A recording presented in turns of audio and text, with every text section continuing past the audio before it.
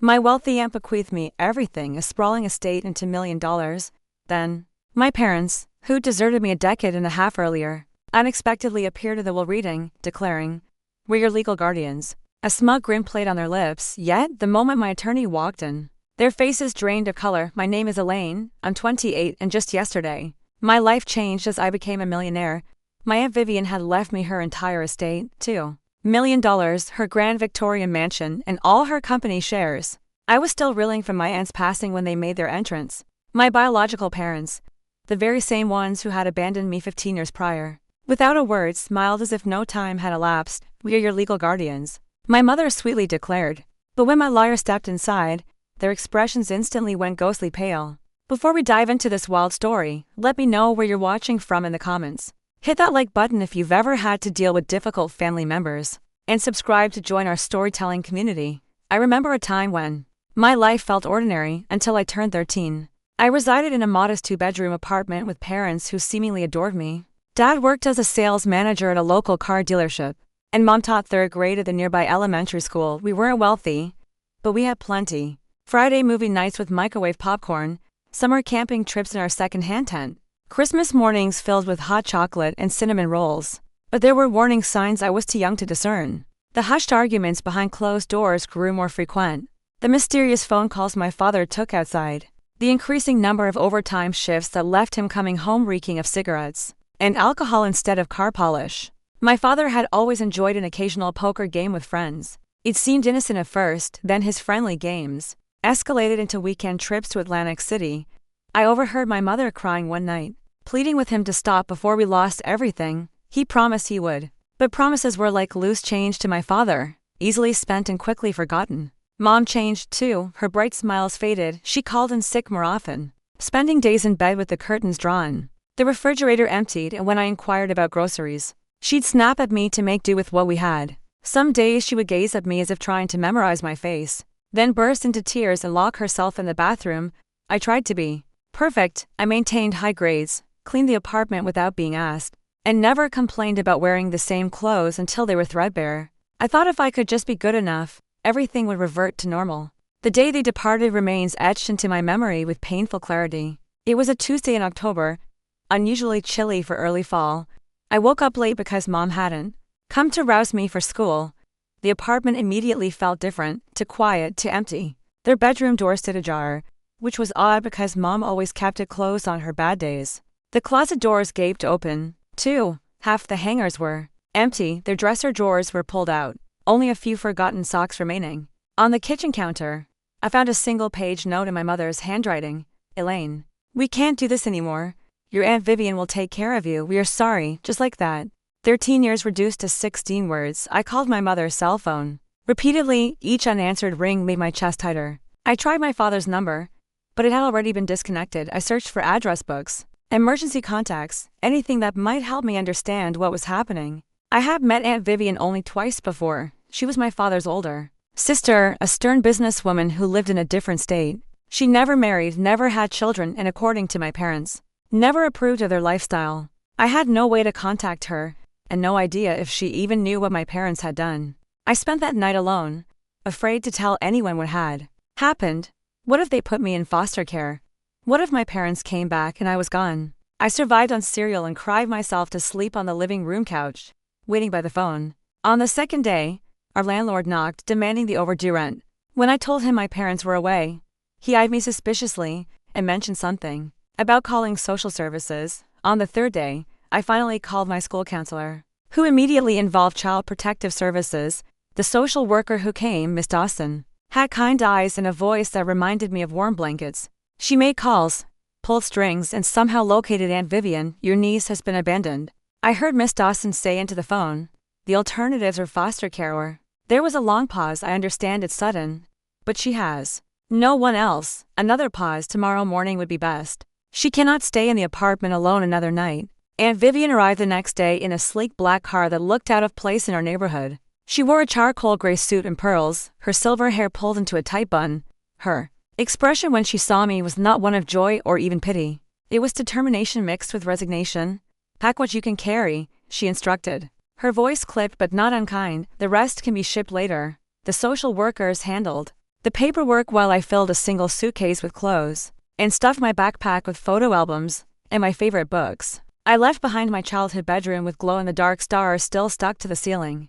The drive to Aunt Vivian's house took 3 hours. She didn't speak much except to ask if I was hungry or needed a bathroom break. I stared out the window, watching my world literally drive away in the rearview mirror. The legal guardianship process was complex. There were court appearances, interviews with judges, more social workers, and psychological evaluations. Through it all, Aunt Vivian remained steadfast. If not particularly warm, she hired excellent lawyers and never once suggested sending me elsewhere, even when the process became lengthy and difficult. My parents never showed up to any hearing. The court tried to locate them to officially terminate their parental rights, but they seemed to have vanished completely. It was as if they had never existed. The abandonment left wounds that therapy could only partially heal. For years, I would wake up in the middle of the night convinced I had heard the front door open, that they had returned to explain it was all a terrible mistake. I wrote letters I never sent because I had no address to send them to. I scanned crowds in shopping malls. Sure, I had glimpsed my mother's profile or my father's distinctive walk. The therapist Aunt Vivian hired, Dr. Freeman, helped me understand that their leaving had nothing to do with me. Adults make adult decisions based on adult problems, she would say. Children blame themselves because it gives them a sense of control. If it was your fault, you could fix it. But this was never yours to fix, Elaine. Logical words that my heart refused to accept for many years as time passed. My desperate search slowed.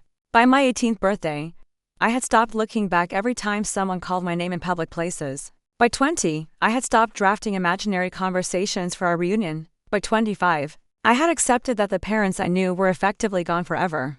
Through it all, Aunt Vivian remained not warm, not affectionate, but dependable, rock solid. She never once broke a promise, never missed an appointment, never failed to provide what I needed. It was a different kind of love than what I had lost, but it was real. Moving into Aunt Vivian's home was like being transplanted to a foreign country. Her Victorian mansion sat on 2 acres of meticulously manicured grounds with a wrought iron fence surrounding the property. My bedroom was larger than our entire former apartment, with heavy velvet curtains and an antique 4-poster bed.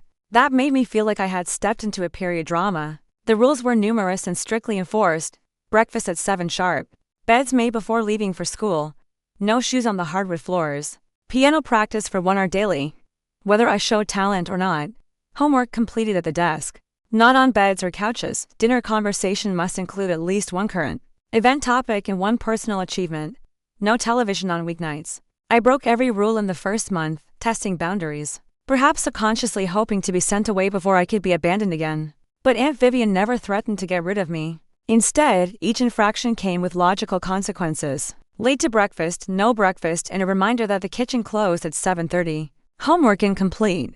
My weekend plans were cancelled until assignments were finished to her satisfaction. Behind her rigid exterior, however, I occasionally glimpsed something unexpected. Like when she found me crying over a photo of my parents on their wedding day. And instead of scolding me for dwelling on the past, she silently handed me a handkerchief and sat beside me until the tears stopped. Or when I failed a math test despite studying for hours, and she hired a tutor rather than criticizing my intelligence. Aunt Vivian had built her fortune from a small inheritance, transforming a local houseware store into a chain of 30 upscale home decor boutiques across 3 states. She worked long hours but always returned for dinner, often bringing paperwork to complete afterward. On weekends, she took me with her to business meetings, expecting me to observe and learn. Watch how people negotiate, she would instruct. Notice who speaks first, who concedes points, who maintains eye contact. Business is human psychology applied to commerce. Education was paramount in her value system. When the local public school proved inadequate, she enrolled me in Westfield Academy, a private school with small classes and high expectations. The transition was difficult. My former school had not prepared me for the academic rigor, and the other students came from wealthy families with very different life experiences. I struggled with the coursework initially, spending hours at my desk while trying to catch up. There were nights I wanted to give up, convinced I would never belong in this world of privilege and preparation. But Aunt Vivian would not accept surrender. Your circumstances change through no action of your own, she told me one night when I was sobbing over geometry proofs. But your response to those circumstances is entirely your choice. You can use this opportunity or waste it. The decision is yours. But I warn you, I do not invest in lost causes. It was not the warm comfort I wanted. But her blunt pragmatism somehow steadied me. I hired a peer tutor with my allowance and created study groups with classmates. By junior year, I had worked my way onto the honor roll. College applications brought new stress. I wanted to attend state university, where several friends were going. But Aunt Vivian pushed for more prestigious schools. Your friends are not thinking of their futures, she said. They are thinking of continuing their social lives. You need to think strategically about building your career. Our biggest argument erupted over this difference in vision. I accused her of trying to control my life. She countered that I was squandering potential out of fear of leaving my comfort zone. I never asked to be your project, I shouted, and I never asked to be your guardian, she replied coolly. Yet here we are. I am trying to give you options your parents never had. That silenced me. And in the quiet that followed, she did something unprecedented. She told me about my father's childhood. Your father was brilliant, she said softly. He could solve complex math problems in his head, but our parents could not afford college. He worked at the gas station instead while I got the scholarship. He resented that for years. Your mother was the same, bright, but limited by circumstances. I am trying to break that cycle for you. It was the first time she had spoken of my parents without judgment or anger. It gave me a window into their lives I had never had before, and it helped me understand her seemingly cold determination to push me academically. I applied to 7 schools and was accepted at 5 ultimately. I chose Northwestern University to study business and marketing. Aunt Vivian paid the tuition without complaint. Though I knew it was substantial, college brought new freedom and challenges. I joined clubs, made diverse friends, and discovered talents I never knew I possessed. I had a knack for design and marketing strategy that complemented the financial acumen Aunt Vivian had instilled in me. My summers were spent interning at her corporate office, learning every aspect of the business. From inventory management to vendor relations, our relationship evolved during those college years. The physical distance somehow allowed emotional closeness to develop. Our Sunday phone calls became less formal, occasionally even including laughter. When I graduated with honors, the pride in her eyes was unmistakable, though she limited her public display of emotion to a firm handshake and a single nod. I moved back to her home after graduation, taking a position as marketing director for her company. We developed a comfortable routine. 2 independent women sharing space and occasional meals. I dated occasionally, though Aunt Vivian subtly discouraged any relationship that might distract from my career advancement. Then 2 years ago, everything changed again. Aunt Vivian was diagnosed with pancreatic cancer. The prognosis was bleak from the beginning, but she approached her illness with the same unwavering discipline and resolve she applied to everything else. We all die, she said when I broke down after the diagnosis. The only variables are when and how we use the time before that happens. She continued working as long as possible, transitioning responsibilities to me. As her strength waned, our roles gradually reversed. I became the one enforcing medication schedules, arranging doctor appointments, and ensuring proper nutrition. In her final months, a surprising softness emerged in Aunt Vivian. One evening, as I helped her into bed, she gripped my hand with unexpected strength. You were the daughter I never allowed myself to have, she whispered. Taking you in was the best decision of my life. She died peacefully in her sleep, 8 months after the diagnosis. The funeral was small, attended primarily by business associates and a few distant relatives. I stood at the graveside, realizing she had become my true parent in all the ways that mattered. The grief was overwhelming at times. The house echoed with emptiness. I would catch myself listening for her footsteps or saving articles I thought might interest her. But I continued running the business as she had taught me, honoring her legacy through action rather than mere sentiment. I never expected to see my biological parents again, until the day of the will reading changed everything. 3 weeks after the funeral, I received a formal letter from Harold Thompson, Aunt Vivian's attorney for over 30 years. The will reading was scheduled for the following Tuesday at 10 o'clock in the morning. At his downtown office, the letter mentioned that all interested parties would be present, but I assumed this meant only me and perhaps some business partners or charitable organizations Vivian might have included. Thompson was a distinguished man in his 70s with a full head of silver hair and wire-rimmed glasses that he peered over rather than through. His office smelled of leather and old books, with dark wood paneling and a massive desk that had probably witnessed thousands of life-altering documents being signed. I arrived 15 minutes early, dressed in a navy blue suit Aunt Vivian would have approved of. Thompson greeted me warmly, expressing condolences again before mentioning that we were waiting for a few others before beginning. I sat in one of the leather chairs, flipping through a business magazine without absorbing any of the content. The door opened and I looked up, expecting to see one of Vivian's executives. Time seemed to stop. Standing in the doorway were 2 people I had convinced myself I might never see again. My parents. My father had aged dramatically. His once thick, dark hair was now thin and completely gray. Deep lines carved paws from his nose to his mouth, and his shoulders slumped forward, as if carrying an invisible weight. He had gained at least 50 pounds, his once athletic frame now soft and round. My mother looked even more altered. Her blonde hair was cut in a severe style that didn't flatter her face, which had grown thin and angular. Dark circles shadowed her eyes, and when she smiled, it didn't reach them. She wore a dress that might have been fashionable a decade ago, and she clutched her purse with white-knuckled intensity. "Ella," my father said, his voice rougher than I remembered. "Look at you, all grown up." They moved toward me, and I found myself rising on unsteady legs. My mother reached for an embrace that I couldn't return. I stood stiffly as her arms encircled me, the scent of her perfume both familiar and alien. "We've been trying to find you," my mother said, stepping back to examine me. "You look so much like your aunt now, so sophisticated. How did you know about today?" I managed to ask, my voice sounding strange to my own ears. "We saw the obituary in the newspaper," my father explained, attempting a sad smile. "We've been keeping tabs on the family from afar. We knew you were with Vivian, of course." Of course they knew where I was all these years and never once reached out.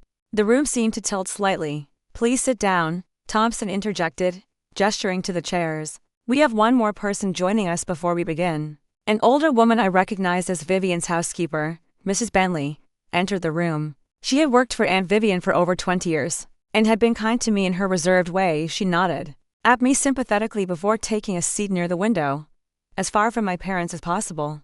As we waited for Thompson to begin, my parents attempted small talk that felt surreal. "We live in Arizona now," my mother offered. "The climate is better for your father's arthritis." "I manage a convenience store," my father added. "Nothing fancy, but it pays the bills." I nodded mechanically, unable to formulate responses. Inside, my emotions violently churned: anger, confusion, hurt, and a deceptive glimmer of yearning, all battled for dominance. Thompson cleared his throat and opened a thick folder. "We are here to formalize the last will and testament of Vivian Eleanor Hughes," he began formally. "I will summarize the key provisions before providing copies to the relevant parties." My parents leaned forward slightly, an almost imperceptible movement that suddenly made their presence at this reading crystal clear. They hadn't come for closure or reconnection, they had come for money. Thompson adjusted his glasses. "To my niece, Elaine Margaret Winters, I leave the entirety of my estate, including but not limited to the property at 347 Lakeview Drive, all its contents and the surrounding 2 acres of land, my full ownership share of Hughes Home Collections, valued at approximately $12 million, all bank accounts, investment portfolios, and retirement funds totaling approximately $2 million in liquid assets, my personal effects, including jewelry, artwork, and automobiles, and all intellectual property related to my business ventures." The room fell silent. I had expected to inherit something, but the scope of the bequest was overwhelming. Aunt Vivian had been wealthy, but I hadn't realized just how substantial her estate truly was. My father coughed lightly. "Excuse me, Mr. Thompson, is there anything else?" Thompson looked at him over his glasses. "There are some smaller bequests to longtime employees," he said, nodding toward Mrs. Bentley, "and detailed instructions regarding charitable donations to be made annually from the business profits, but the majority of the assets passed to Elaine." As I have stated, my mother's smile tightened. "Well, this is quite a responsibility for someone so young," she said, patting my hand in a gesture that felt invasive rather than affectionate. "Fortunately, as her parents, we are in a position to help." Thompson raised an eyebrow but said nothing, legally speaking. My father added with forced casualness, "Since Elaine was a minor when Vivian took her in, and there was never any formal termination of her parental rights, we remain her legal guardians. We would be happy to assist with managing these assets until Elaine has more life experience." The panic that shot through me was raw and immediate after 15 years of silence. They wanted to control my inheritance. I opened my mouth to object, but Thompson spoke first. "I believe there is some confusion about the legal status here," he said calmly. "Perhaps we should continue this discussion tomorrow when I can have all the relevant documentation prepared. Shall we say 2 o'clock?" My parents exchanged a quick glance before my father nodded. "That would be fine. We are staying at the Westmont Hotel downtown. We could meet for lunch before that, Elaine." To catch up properly, before I could respond, Thompson stood. "If you will excuse us, I need a few moments with Elaine to discuss some confidential matters related to her immediate responsibilities." My parents hesitated, clearly reluctant to leave without securing their position. "We will see you tomorrow then, sweetheart," my mother said again, reaching for an embrace I could not reciprocate. "We have so much to talk about." As they collected their coats, my father handed me a business card with their cell phone numbers. Handwritten on the back, "Call anytime," he said. "Day or night. We have 15 years to make up for." The door had barely closed behind them when I collapsed back into my chair, hands shaking. "They can't really have any legal claim, can they?" I asked Thompson. The attorney's expression was grim. "I think you should prepare yourself for a difficult conversation tomorrow," he said. "Your aunt anticipated this possibility, but I need time to organize her contingency plans."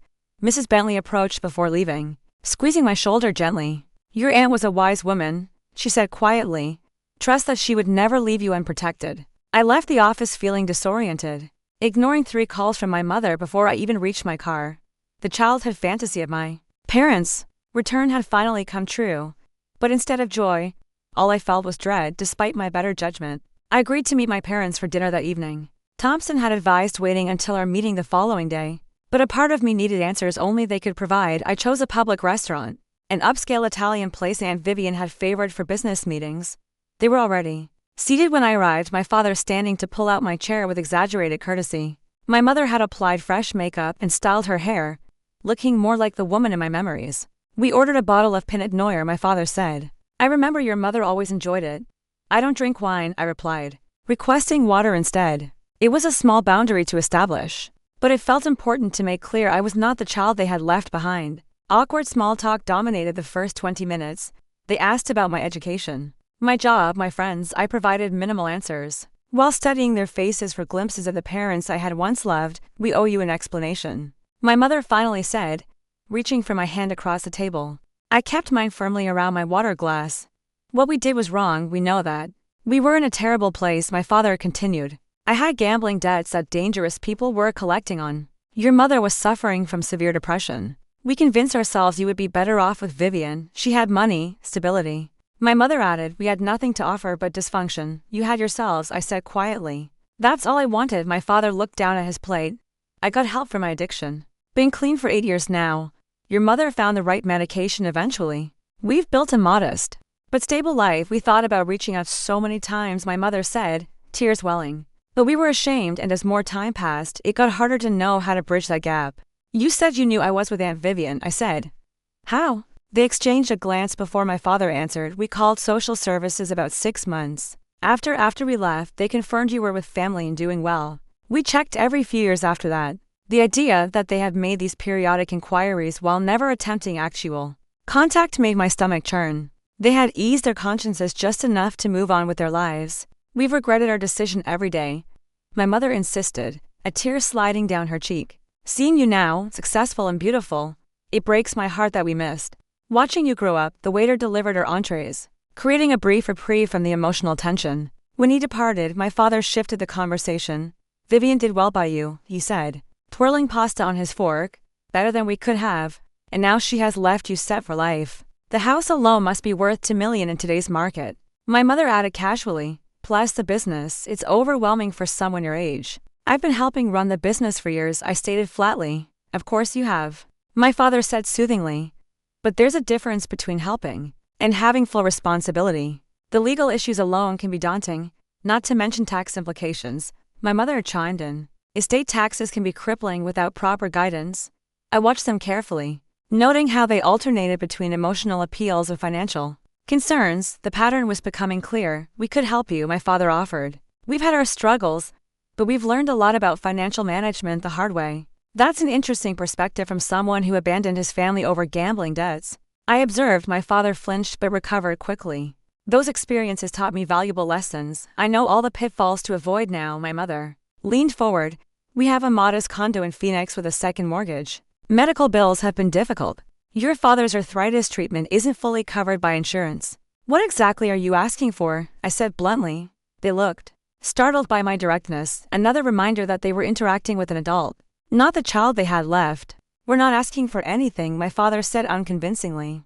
"We just want to be part of your life again, to help if we can. Though if you wanted to help your parents get back on their feet, that would be a blessing," my mother added. "Maybe pay off our mortgage. $70,000 would change our lives completely, plus the medical bills." My father reminded her. "Another $30,000 would clear those." I sat back, a chilling realization washing over me. "So, $100,000 would solve your problems?" They nodded eagerly. "And what about my problems?" I asked. The 15 years of wondering what I did wrong, the therapy bills, the nightmares. What's the price tag for those? My mother's tears flowed freely now. We know money cannot fix the emotional damage. We just want a chance to be a family again. A family that begins with a cash transaction. I noted. My father's expression hardened slightly. You have to understand our position. We made a terrible mistake, yes, but Vivian was my sister. That fortune came from our family originally. Our parents left her the seed money to start her business while I got nothing. So, you feel entitled to it, I clarified. Not entitled. He backpedaled. Just included. We are your parents, Elaine. Blood means something. I thought of Aunt Vivian, who had shown me through actions rather than words what real parental love looked like. Yes, I agreed, blood means something, but actions mean more. The rest of the dinner continued in this vein, swinging between emotional manipulation and financial hints. By dessert, they had mentioned several other debts and suggested I might want to add them to my team at the company with generous salaries. As we parted outside the restaurant, my mother hugged me again, whispering, "Think about what family really means, sweetheart. We all make mistakes." I drove home in a fog of confusion. Their story contained elements of truth. I remembered my mother's depression, my father's absences, but something felt rehearsed about their explanation. Their convenient timing, their immediate focus on money. When I arrived home, there was a message on my answering machine from an unfamiliar number. "Miss Winters, this is Sandra Kelly. I worked for your parents 15 years ago at First National Bank. I saw their names in connection with Vivian Hughes's obituary and felt compelled to reach out. Please call me before you make any agreements with them. There are things you should know." Sleep eluded me that night. I researched guardianship laws until my eyes burned. According to everything I could find, my parents' claims seemed fragile at best. I had been an adult for years now. But why had Thompson seemed concerned? What documentation was he gathering? Around 3 o'clock in the morning, I found myself in Aunt Vivian's study, now mine, searching through her meticulously organized files. In a locked drawer I had never opened before, I found a folder labeled simply Winters. Inside was a history I had never known. I arrived at Thompson's office the following day, armed with the contents of Vivian's private file and my own sleepless research. My parents were already there, accompanied by a thin man with slicked back hair who introduced himself as Gerald Hoffman. Their attorney, just a precaution, my father explained with a tight smile. Legal matters can get complicated. Thompson greeted them cordially, but without warmth. His assistant brought in a cart loaded with several expandable files and a laptop. The atmosphere felt more like preparation for battle than a family discussion. "Before we begin," Thompson said, "I should clarify my role here. I am the executor of Vivian Hughes's estate and her personal attorney for the past 32 years. I also serve as Elaine's attorney through provisions made by Miss Hughes." Hoffman leaned forward. "My clients are concerned about their daughter's sudden inheritance of such substantial assets. As her legal guardians, they have a responsibility to ensure proper management of these resources." Thompson nodded thoughtfully. "That is precisely what I wish to address today. There seems to be some confusion about legal status." He opened the first file. "Let me clarify, the history is documented." He removed several official-looking documents. When Elaine came into Vivian's care, temporary guardianship was established through family court. Social services documented multiple attempts to contact you both regarding permanent arrangements. My mother frowned. We were dealing with serious issues, moving frequently, indeed. Thompson continued. After 6 months of failed contact attempts, the court scheduled a hearing regarding permanent guardianship. Notices were sent to your last known addresses and published in appropriate legal journals. My father shifted uncomfortably. "We never received any notices." "Interestingly," Thompson said, "someone did contact the court claiming to represent you." He removed another document. A man named Louis Barker appeared with a signed affidavit, allegedly from both of you, consenting to permanent guardianship transfer to Vivian Hughes. My parents exchanged a quick glance that confirmed my suspicions before my father spoke. "We never authorized anyone to represent us. Those signatures must be forgeries." Thompson adjusted his glasses. "Miss Hughes had similar concerns at the time.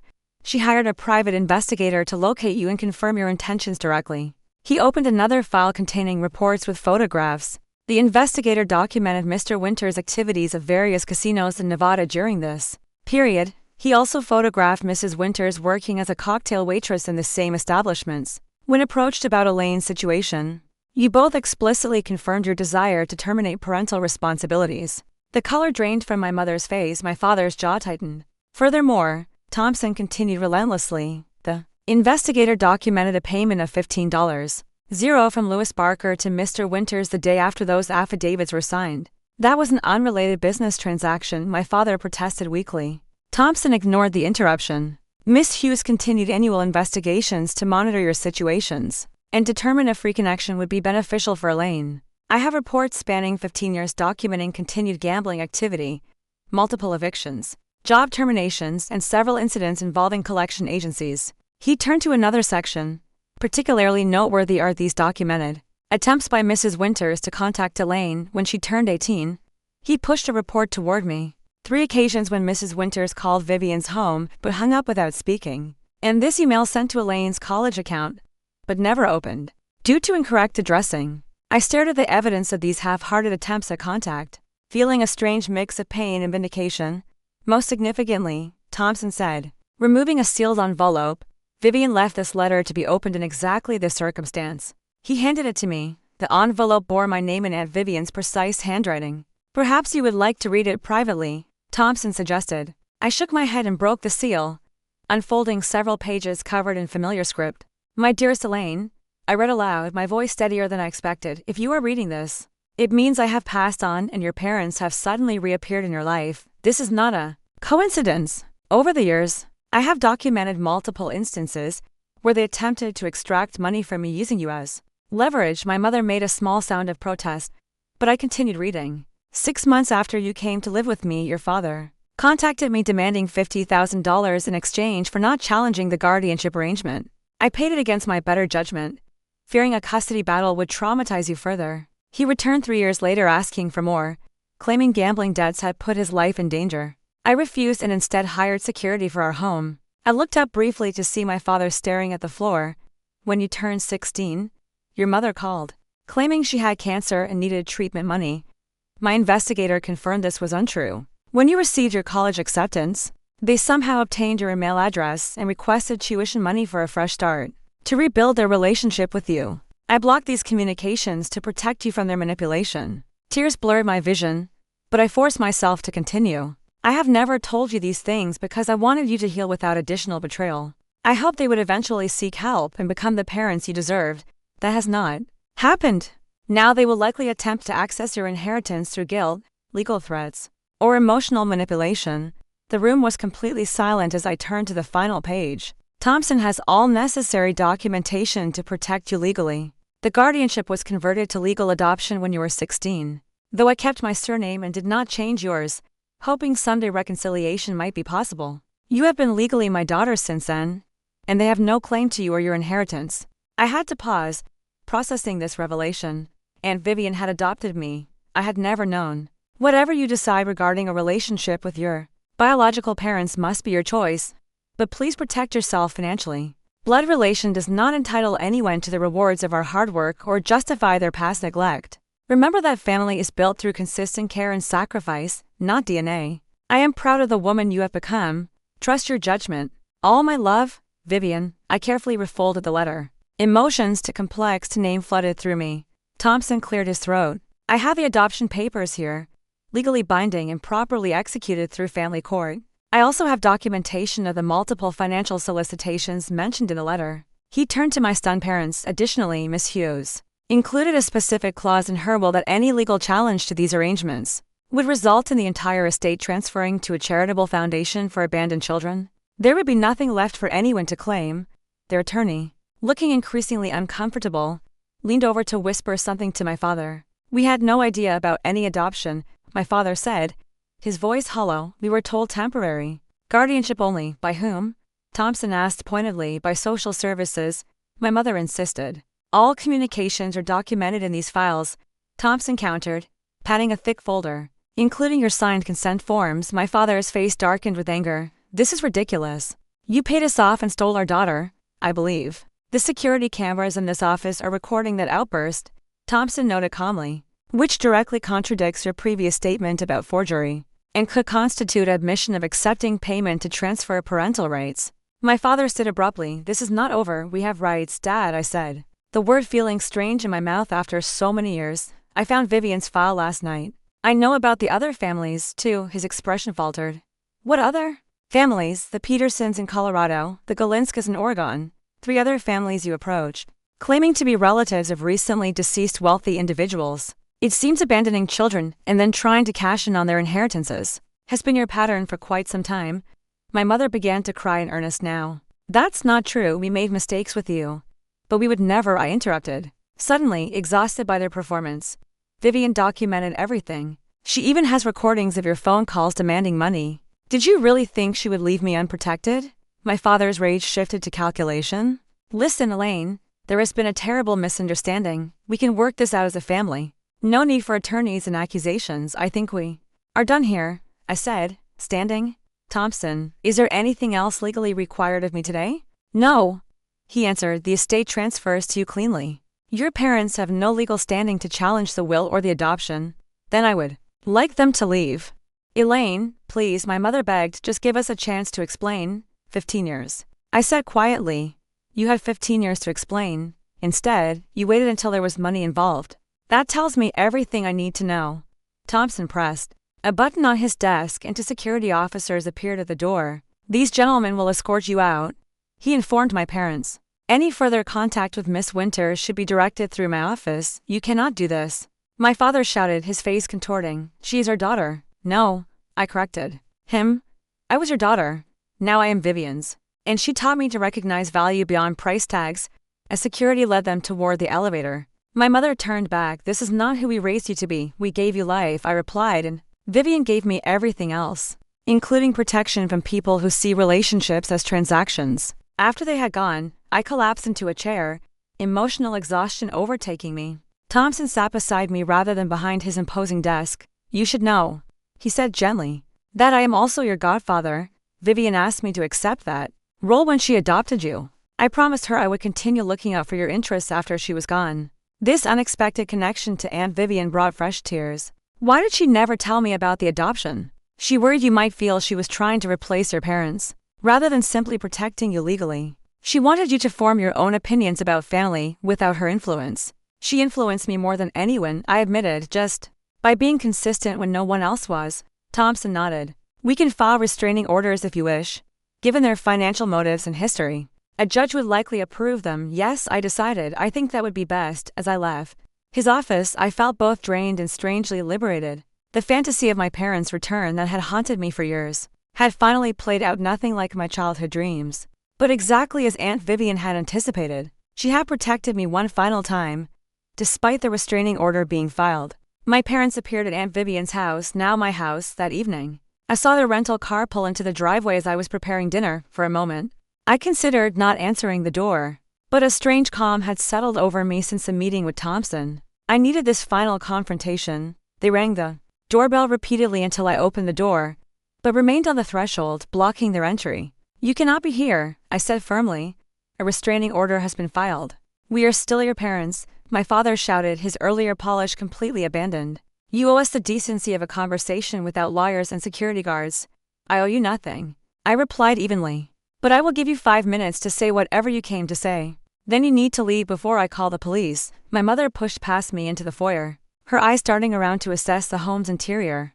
We just want to understand why you're being so cold, she said. We made a terrible mistake years ago, but we're trying to make amends now. By attempting to take control of my inheritance, I asked.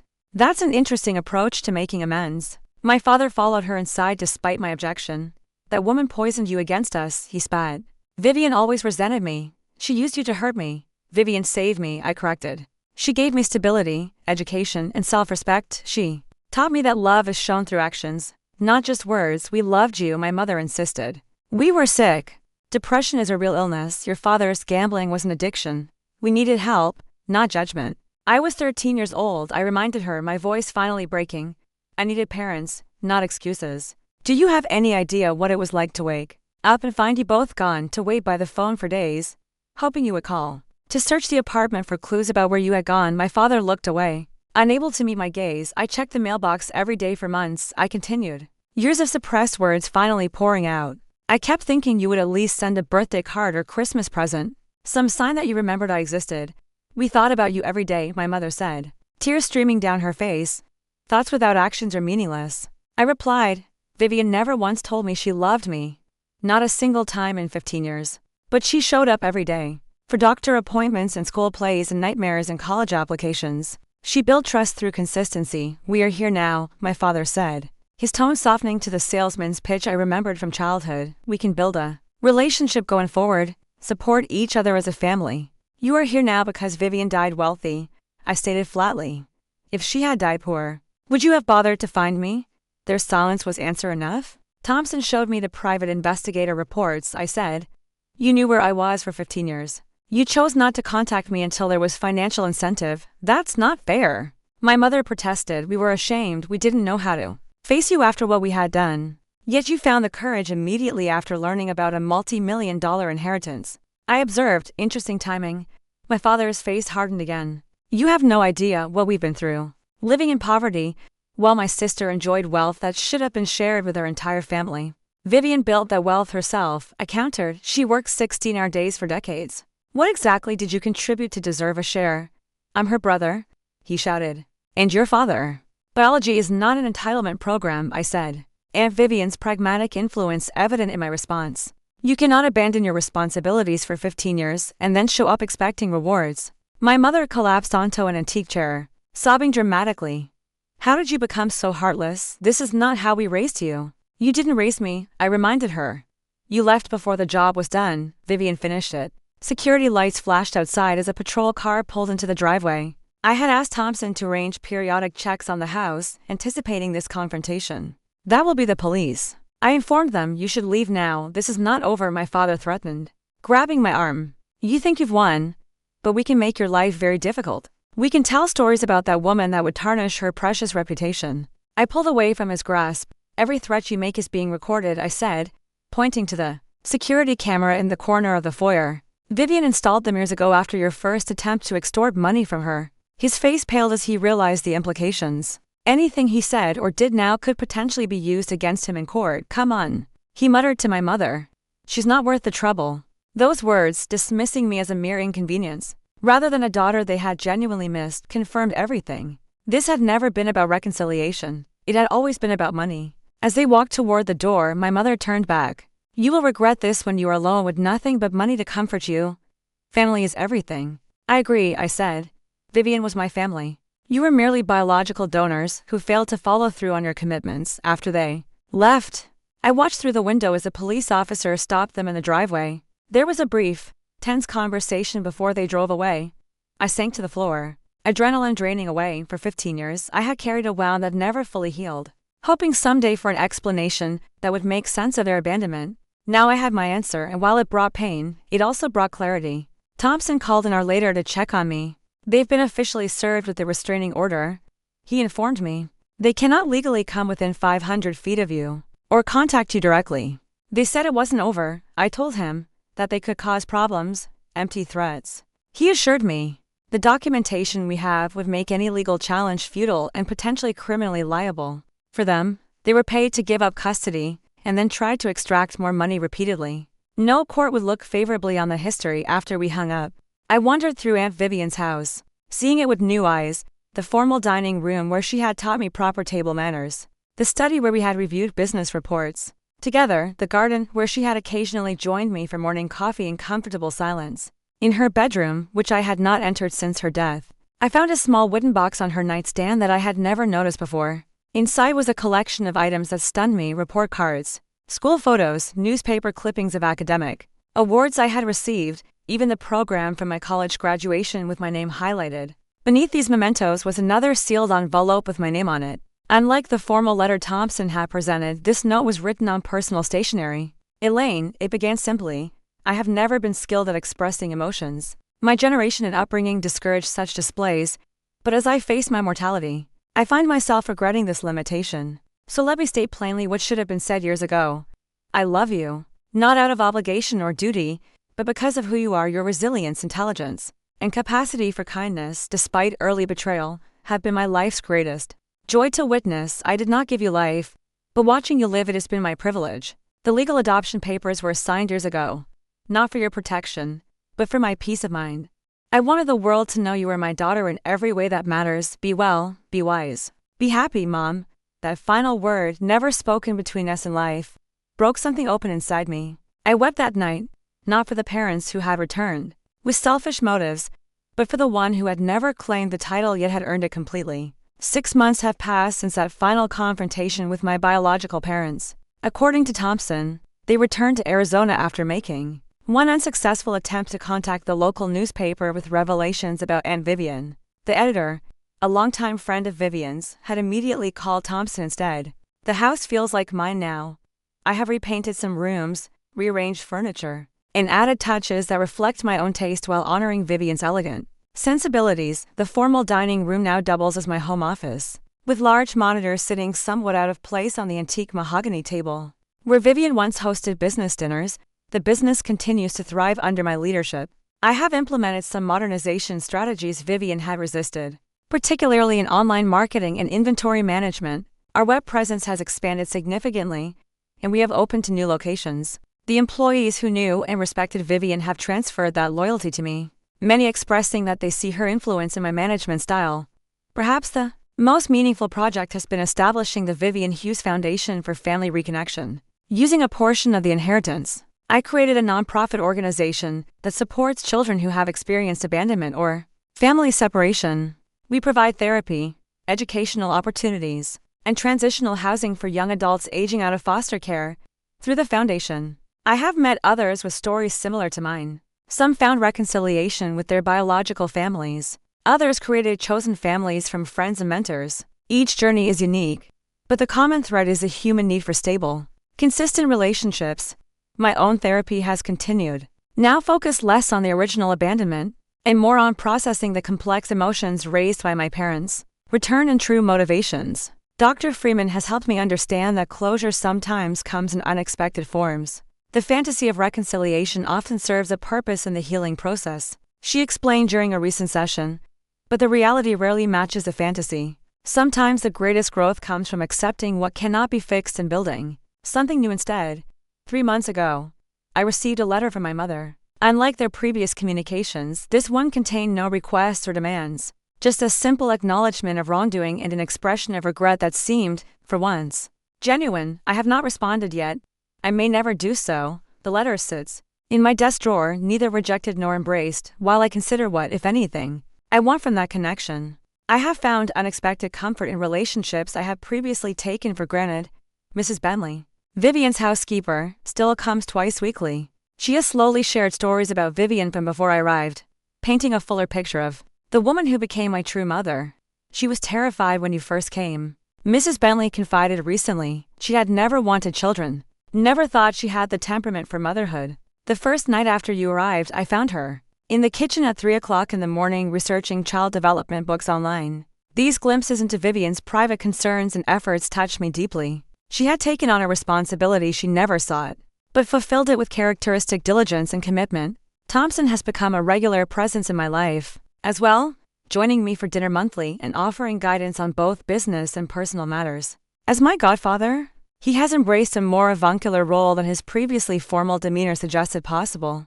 Vivian would be proud, he told me recently as we reviewed the Foundation's first quarterly report, not just of your business acumen, but of your resilience. She worried constantly that your early experiences would leave you bitter or untrusting. Instead, you have channeled that experience into helping others. I have begun dating again after putting romance aside during Vivian's illness and the subsequent legal complications. Nothing serious yet, but I find myself approaching relationships with clearer boundaries and expectations. Vivian's example taught me that love should be demonstrated through consistent actions, not merely professed in convenient moments. The most profound change has been internal. The question that haunted me for 15 years, why did they leave me, no longer carries the same power. I understand now that their departure reflected their limitations, not my value. More importantly, I recognize that Vivian's decision to stay to commit, to show up day after day was a more significant choice. Last weekend, I visited Vivian's grave with fresh flowers. The headstone is elegant black granite with simple lettering, exactly as she specified. I had a small addition made after the adoption revelation, the word mother engraved beneath her name. Standing there, I realized that family is not defined by blood or legal documents, but by the thousand small choices made daily. Who shows up, who stays, who tells difficult truths, who creates safety rather than chaos. Vivian taught me through example that wealth is not measured solely in financial terms. True abundance comes from integrity. From commitments honored, from trust built slowly and maintained carefully. These are the values I carry forward, her most valuable bequest. The inheritance she left me extended far beyond property and investments. She gave me a model for living with dignity and purpose. She showed me that chosen family can be stronger than biological bonds. And she demonstrated that love need not be frequently spoken to be deeply felt. I will never know if my biological parents truly regret their actions, or simply regret losing access to financial resources in the end. Their motivations matter less than I once thought. What matters is a life I choose to build moving forward, the relationships I nurture, and the legacy I create. Have you ever had to rethink your definition of family? Do you believe that blood connections automatically deserve forgiveness? Or should relationships be earned through consistent care and respect? I'd love to hear your thoughts in the comments below. If this story resonated with you, please like and subscribe to our channel for more real-life experiences. And if you know someone struggling with family issues who might find comfort in this journey, please share this video with them. Thank you for listening to my story, and remember that sometimes the family we choose brings more healing than the family we are born into.